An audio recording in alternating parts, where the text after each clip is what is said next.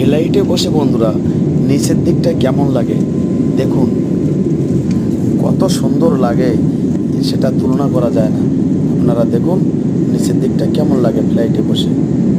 ঠিক নিচের দিকটা দেখুন, জানালার কাছে বসে নিচের দিকটা কেমন